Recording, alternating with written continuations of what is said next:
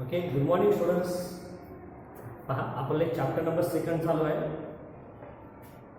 Fractions and decimals. कोणतं? Fractions and decimals, अपूर्णांक आणि दशांश. त्यामधील आपलं आतापर्यंत सेल्फ प्रॅक्टिस टू सी पर्यंत आपला होमवर्क झालेला आहे. ज्यावेळेस तुमची नोटबुक चेकिंग केलेले जातात त्यावेळेस तुम्हाला जसं रेग्युलरली सांगितलं त्याच पद्धतीने लिहायचं आहे. जे मी क्लासवर्कमध्ये शिकवत असतो ते झालं क्लासवर्क. जे होमवर्कसाठी दिले जातात जसे की सेल्फ प्रॅक्टिस असेल, त्याच्याशी रिलेटेड एक्झाम्पल्स असतील, ते तुम्हाला होमवर्कमध्येच लिहायचे. तुम्ही सर्व ते कसं करता? मिक्स ते करता. त्यामुळे होमवर्क चेकिंगला खूप प्रॉब्लेम येतात. होमवर्क जे त्याची सिरियली लिहा, क्लासवर्क आणि होमवर्क अलग अलग तुम्हाला लिहायचे. टेस्ट ज्या दिल्या जातात एव्हरी सॅटर्डे, तर टेस्टसाठी तुम्हाला सेपरेट नोटबुक करायची आहे.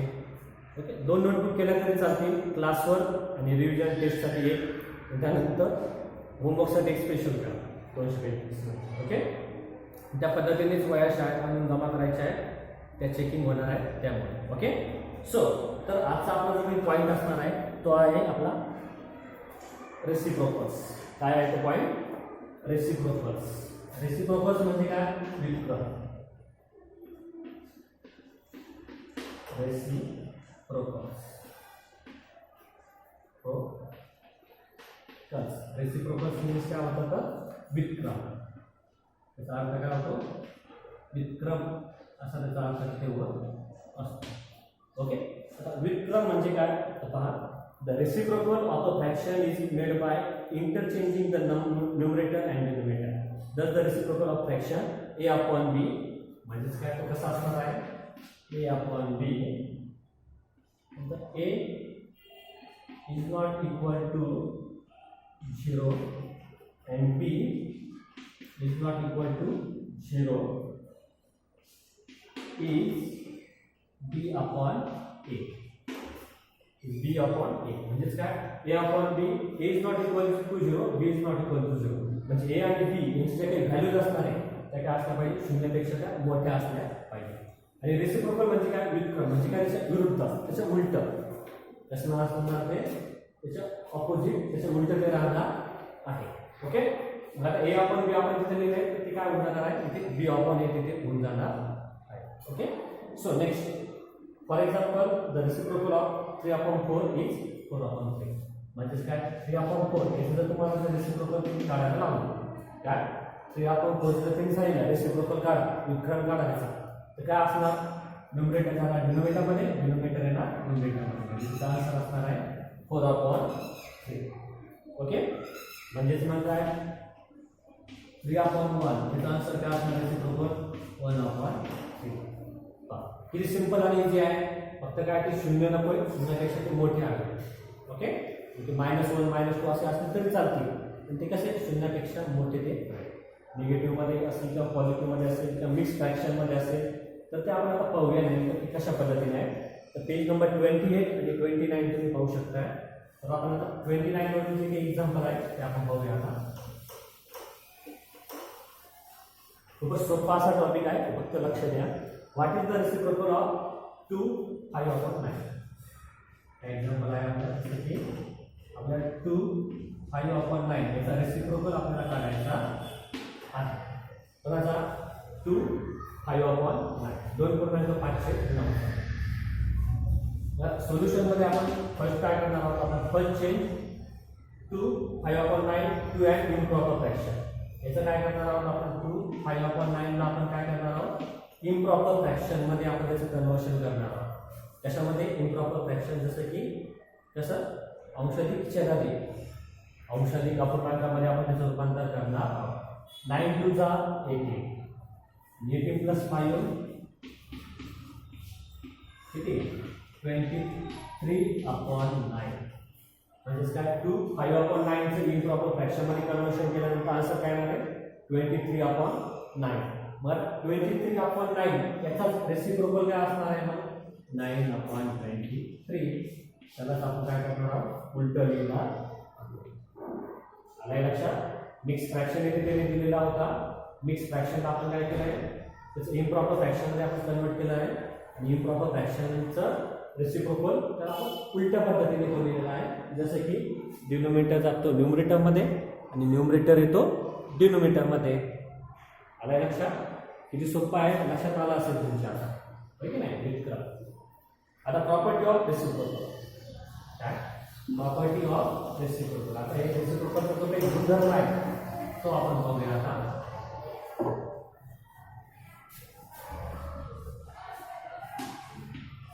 प्रॉपर्टी ऑफ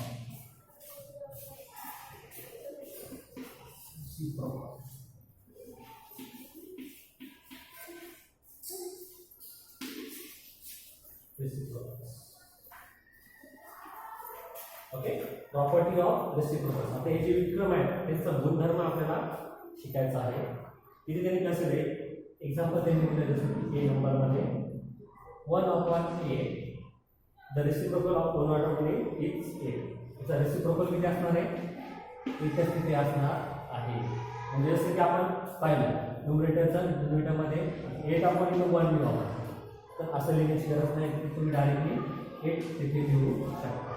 हे लिहिण्याची गरज आहे का नाही. असं काय येणार आहे डायरेक्टली 8 हे असणार आहे. ओके 1 आपण लिहिण्याची गरज नाही. डायरेक्टली 8 आन्सर लिहिलं तरी चालेल. कधी ज्यावेळेस 1 असेल तर काय ज्यावेळेस न्यूमरेटरमध्ये 1 असेल तरच असं आन्सर तुम्ही इथे लिहू शकता. जसं की दुसरं एक्झाम्पल आपण पाहिलं काय 3/4. आता 3/4चा रेसिप्रोकल काय असणार आहे त्याचा ऑपोजिट म्हणजेच काय 4/3. ओके आता तुम्ही म्हटले होते काय सर इथं डिनोमिनेटर मी 8 जसं तसं लिहिला म्हणजे याचा अर्थ तुम्ही काय लिहिणार 4. चालेल का नाही. फक्त जर 1 न्यूमरेटर असेल तरच डिनोमिनेटर ॲज इट इज तुम्ही आन्सरमध्ये लिहू शकता. अदरवाईज नाही हे लक्षात ठेवा. ओके नेक्स्ट म्हणजे आता हे जे एक्झाम्पल दिलं म्हणजे काय आपण काय करतो तिथे 1/a इंटू 8 म्हणजेच काय मग equal to 1/a into 8/1 is equal to 1 into 8 into 1 is equal to 8/8 is equal to 1. म्हणजे काय आन्सर असणार त्याचा आता हे 8 झाले राईट. आन्सर काय आलं फायनली 1 आन्सर किती आले रिड्यूस द सिम्पलेस्ट फॉर्म. म्हणजे काय रिड्यूस द सिम्पलेस्ट फॉर्म म्हणजे काय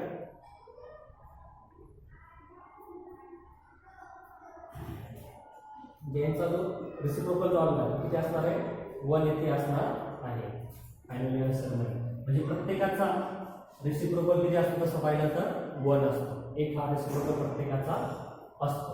हे झालं फर्स्ट एक्झाम्पल. आता हे पण आपण त्याच पद्धतीने सोडून बघूया.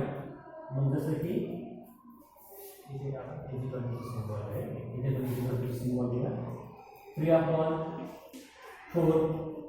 इंटू 4/3. आपल्या क्वेश्चनमध्ये दिलं आहे 3/4 इंटू 4/3 त्याचा रेसिप्रोकल आपण तिथे लिहिलेला आहे. म्हणजेच काय मग हा 3 आणि 3 हे दोन कसे सारखे म्हणून ते झाले तर हा 4 आणि हा 4 सारखे म्हणून ते झाले तर उरला कोण 1 into 1 into 1 is equal to single 1. हे आलं लक्षात. सर्व ठिकाणी काय आहे 1 1 1 1 आन्सर काय येणार आहे 1. इथे देखील आपण इथेच करू शकलो असतो काय 1 कट 8 कट इथेच आपण डायरेक्टली आन्सर करू शकलो असतो. हे त्यांनी थोडं डीपली तुम्हाला इथे समजून सांगण्याचा प्रयत्न केला आहे. थोडंसं डीपमध्ये त्यांनी दिलेलं आहे का तुम्हाला लक्षात यावं की स्टेप्स कशा असतात अशा पद्धतीने 1 हे आन्सर आले. म्हणजे प्रत्येकाचा रेसिप्रोकल काय असतो तसं पाहिलं तर 1च असतो. ओके काय म्हणू शकतो आपण the product of any number is reciprocal is always 1. म्हणजे कोणत्याही अपूर्णांकाचा कोणत्याही संख्येचा आपण अपूर्णांकाचा गुणाकार केला काय जे काही फ्रॅक्शन असणार आहे त्याचा रेसिप्रोकल आणि त्या फ्रॅक्शनचा जर आपण गुणाकार करतोय तर त्याचं उत्तर एकच येणार आहे. म्हणजे प्रत्येकाचा गुणाकार हा एकच येणार आहे. आलाय लक्षात किती सोपं आहे मग ते. ओके तर हा पॉईंट आपला इथे तर संपलेला आहे. सेल्फ प्रॅक्टिस 2D जो आहे तो कसा सॉल्व्ह करणार पहा. त्यामध्ये काय काय करायचं ते लक्ष घ्या. आता फाइंड द रेसिप्रोकल ऑफ मग आता 1/3 आता 1/3 तुम्हाला सांगितलंय 1/8 तर काय आन्सर आलं 3. 1/3 चा आन्सर काय येणार 3. नंतर 7/8 मग त्याचा रेसिप्रोकल काय लिहू शकता तुम्ही 8/7 लिहिणार का नाही. 8 कसा होऊन जातोय तिथे मोठा होऊन जातोय. 8 कसा होऊन जातोय मोठा, म्हणजे डिनोमिनेटर हा न्यूमरेटरपेक्षा मोठा नको शक्यतो. आपण जर 7/8 जे आहे त्याचं आपण 8/7 लिहू शकत नाही, तर मग त्याला आपण इम्प्रॉपर फ्रॅक्शनमध्ये लिहू शकतोय. कसं मग 1/7 क्या 1/7 म्हणजे 7 + 1 8/7 असं मिक्स फ्रॅक्शनमध्ये देखील आपण त्याला लिहू शकतो. म्हणजे 8/7 लिहिलं तरी चालेल आणि फायनल आन्सर मिक्स फ्रॅक्शनमध्ये कसं आहे 1/7. आता 2/3 याचा आन्सर काय आला? 3 2 6 + 2 8 8/3. 8/3चा रेसिप्रोकल 3/8. 5चा 1/5. ईचं मिक्स फ्रॅक्शनला इम्प्रॉपरमध्ये कन्वर्ट करा. 6 6 36 + 1 37 37/6 म्हणजे मग त्याचं रेसिप्रोकल काय होणार 6/37. ओके.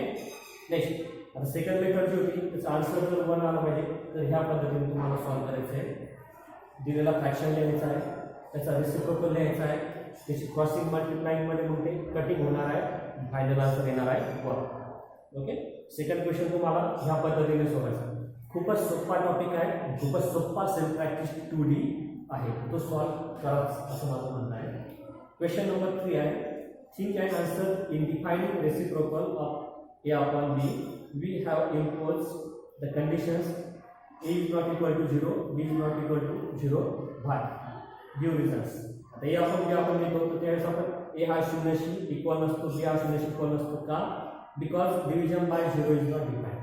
जर आपण 0ला आपण जर डिवाइड केला, आपण जर त्याला भागितला तर त्याचं उत्तर काय येत असतं 0 येतं का नाही.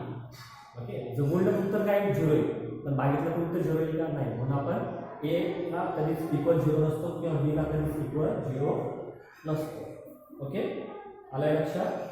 तर आपला जो पॉईंट होता खूपच आजचा सोपा पॉईंट होता आणि छोटा पॉईंट आजचा आपला होता. तर होमवर्कमध्ये तुम्हाला क्लिअरली हे लिहायचं आहे आणि सेल्फ प्रॅक्टिस 2D हा प्रॉपरली सॉल्व्ह करायचा आहे. Okay. So good day and good bye.